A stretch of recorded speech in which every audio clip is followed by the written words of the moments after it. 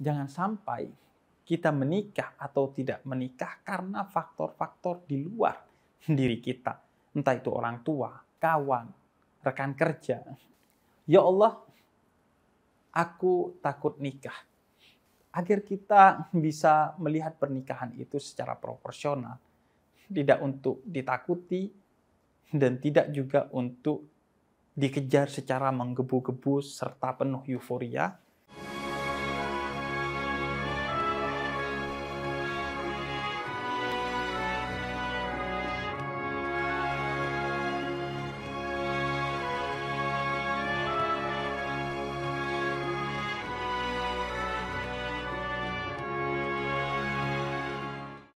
Ya Allah, aku takut nikah.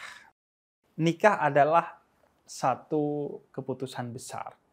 Karena itu salah satu ayat tentang pernikahan yang paling populer yaitu surat Ar-Rum ayat 21. Allah mengawali ayat tersebut dengan berkata, "Wa min ayatihi."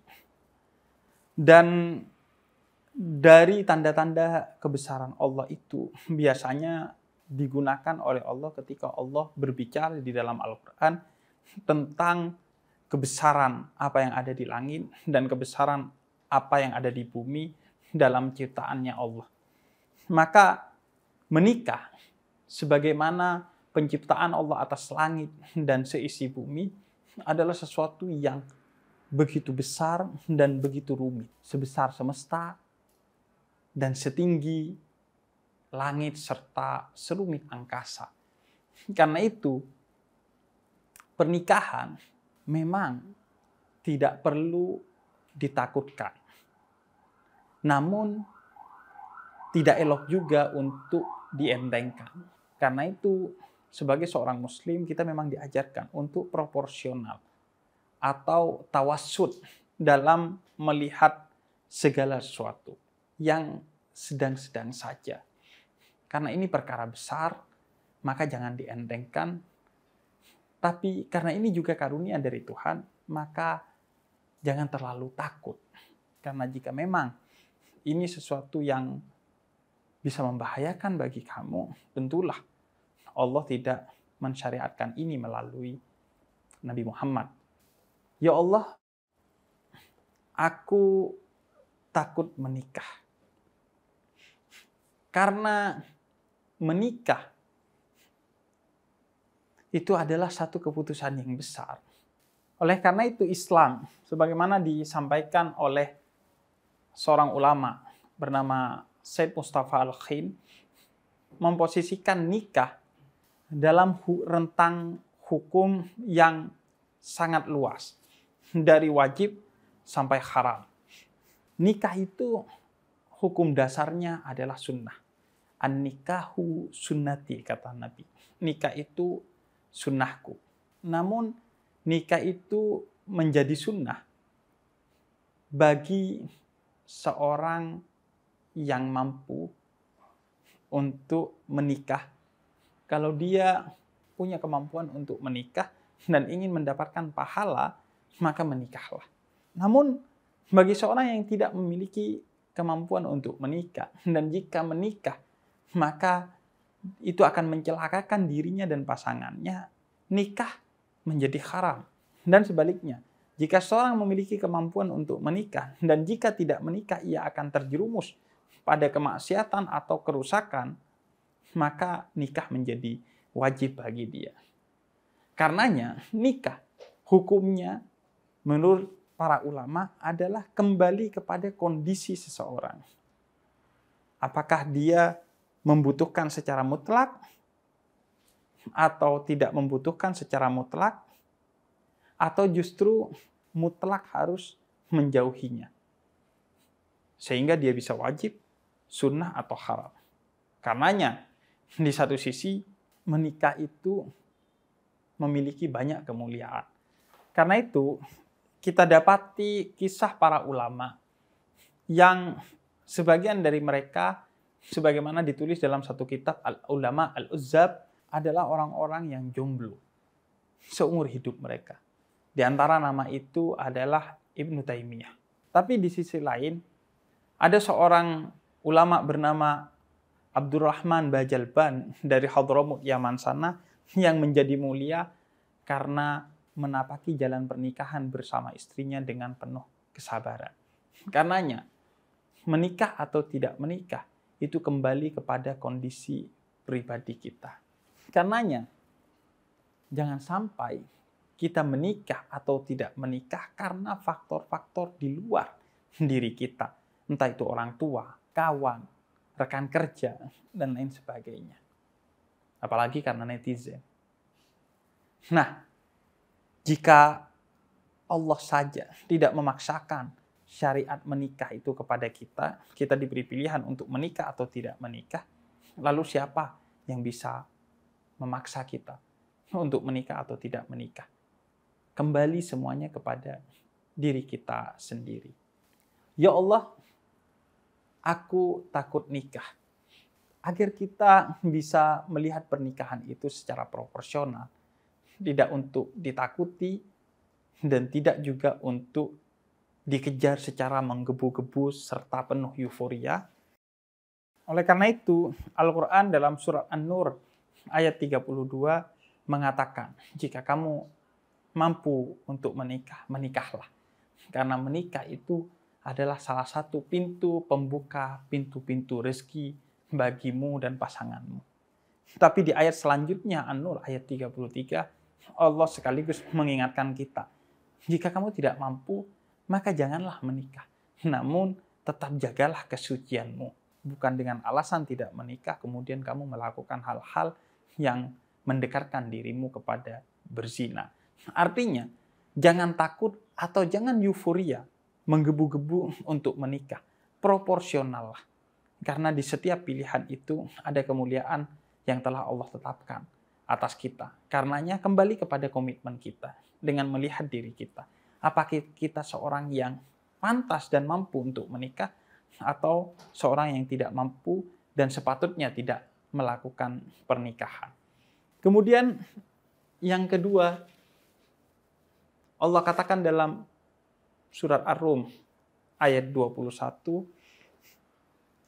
bahwa seseorang yang kamu nikahi itu adalah min anfusikum dan azwajan.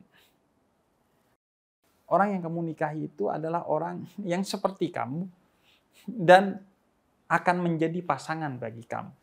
Artinya, ia seperti kamu. Mahallul khata' wan nisyan. Punya rasa salah, punya kemungkinan hilaf, punya kekurangan.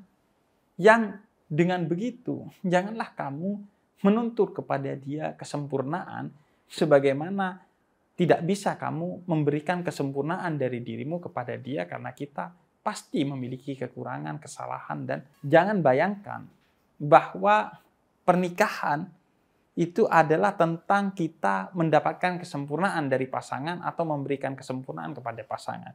Tapi azwajan, kata surat Ar-Rum ayat 21. Jadikanlah hubungan itu hubungan saling melengkapi. Seperti dua puzzle yang saling mengisi satu sama lain. Dan dengan hubungan itu kita bersama-sama menuju hari-hari yang lebih baik dan lebih baik. Hingga titik yang lebih baik pada akhirnya ketika keduanya atau salah satunya telah wafat. Kemudian yang ketiga, kata Allah, litaskunu ilaiha wa ja'ala bainakum mawaddatan warahmatan. Sakinah, mawaddah, warahmah. Pernikahan itu untuk memberikan kedamaian kepada kita. Atas dasar apa? Mawaddah, warahmah. Dua-duanya sama-sama cinta. Bedanya mawaddah itu cinta karena sesuatu, kecantikan, kekayaan, pangkat, keturunan, dan lain sebagainya. Namun rahmat, cinta yang sudah tanpa alasan. Bukan karena sesuatu. Bahkan walaupun ada kekurangan, kita tetap mencintainya. Karena itu, pernikahan adalah pilihan besar untuk memberikan kedamaian kepada kita. Karenanya jangan ia diremehkan dan jangan ia ditakutkan. Tapi pilihlah ia dengan baik. Siapa orang yang akan kita nikahi. Dengan atas dasar cinta kita, kepada dia dan cinta dia kepada kita bukan atas dasar sesuatu pada diri kita, tapi ketika sesuatu itu tidak ada pada diri kita, pastikan pasangan kita akan tetap mencintai kita. Itulah orang yang harus kita pilih sebagai jodoh kita. Untuk apa? Untuk mendapatkan kedamaian di rumah kita. Karena bisa jadi kita tidak mendapatkan kedamaian di jalan, di kantor, di ruang-ruang dimanapun, tapi pastikan kita mendapatkan kedamaian di rumah kita. Karena itu, jadikanlah pasangan kita dan pilihlah pasangan kita yang bisa memahami dan mengerti kita sepenuhnya. Sembari kita terus belajar untuk saling memahami satu sama lain agar baiti jannati, rumahku menjadi surgaku. Karena di dalamnya ada orang yang selalu memahami pikiranku, perasaanku, kata-kataku, sikapku, dan selalu bersiap untuk memaafkan semua kesalahan yang mungkin terjadi karena kesengajaan atau kehilafan dariku. Karena itu, pada akhirnya kita menjadi tidak takut untuk menikah dan tidak menggebu-gebu juga untuk menikah kalau kita memposisikan nikah sebagaimana Allah memposisikan pernikahan, yaitu mitsaqan ghalidha, perjanjian agung kita dengan Tuhan, bukan dengan KUA, bukan dengan mertua, bukan dengan orang tua, bukan pula dengan pasangan, tapi dengan Allah. Dengan itu kita tidak akan takut. Karena pahit getirnya pernikahan akan menjadi lumbung pelajaran bagi kita untuk menjadi pribadi yang lebih baik dan akan menjadi lumbung bagi kita untuk mendapatkan pahala, dan manis indahnya pernikahan akan menjadi sumber kebahagiaan bagi kita bukan hanya di dunia tapi di akhirat. Karena siapa yang menemukan pasangan terbaik di dunia, kata Nabi kepada Ummu Salamah, pasangan yang menjaga agamanya dengan baik dan menjaga akhlaknya dengan baik, baik dalam kata-kata maupun perbuatan, maka dia akan menjadi jodoh bukan hanya di dunia tapi di akhirat. Karenanya kata Nabi, kalau kamu ingin lihat manusia terbaik, lihatlah sikap manusia itu kepada keluarganya. Yang terbaik dari antara manusia adalah yang terbaik kepada keluarganya, dan aku, kata Nabi, adalah yang terbaik bagi keluargaku. Maka kita bisa melawan sikap menggebu-gebu untuk menikah atau takut kepada menikah dengan kita mengembalikan bahwa pernikahan ini adalah perjanjian suci dengan Allah, perjanjian agung dengan Allah. Jika kita memilih pasangan karena Allah, menjalani pernikahan karena Allah, dan menunjukkan pernikahan untuk Allah, pastilah pernikahan itu akan menjadi jalan terbaik bagi kita. Dan juga kalau kita memilih untuk tidak menikah karena Allah, menjalani proses kejombloan di jalan Allah, dan meniatkan tujuan dari kejombloan ini untuk Allah, maka itu juga akan menjadi jalan jihad kita menuju Allah. Karena mereka pun yang jomblo, maka pasangannya adalah yang maha cinta, yaitu Allah. Mereka tidak akan pernah kesepian karena akan selalu ditemani oleh Allah. Namun jika jalan kejombloan itu dipilih tanpa Allah, maka yang ada adalah kegusaran, kegundahan, di mana itu akan menjadi lubang bagi perzinahan dan kemaksiatan.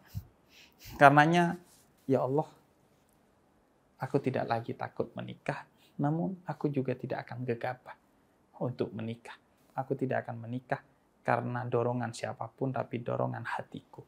Aku tidak akan memilih pasangan karena trigger siapapun, tapi karena trigger hatiku. Aku juga tidak akan memilih untuk menikah di waktu yang ditentukan oleh siapapun, di umur yang ditentukan oleh siapapun, tapi di umur dan di waktu yang ditentukan oleh hatiku sendiri. Dengan begitu, pernikahan akan menjadi gerbang pertama dan utama bagi kita untuk kehidupan yang lebih baik. Yang setelah menikah, kita akan menjadi pribadi yang lebih baik dan lebih bahagia. Takutlah menikah kalau pernikahan bukan pilihan hatimu, dan jangan takut menikah kalau pernikahan itu adalah pilihan hatimu. Karena pernikahan itu, ataupun pilihan untuk tidak menikah, sama-sama diridhoi oleh Allah kalau itu pilihan hatimu yang tulus karena Allah.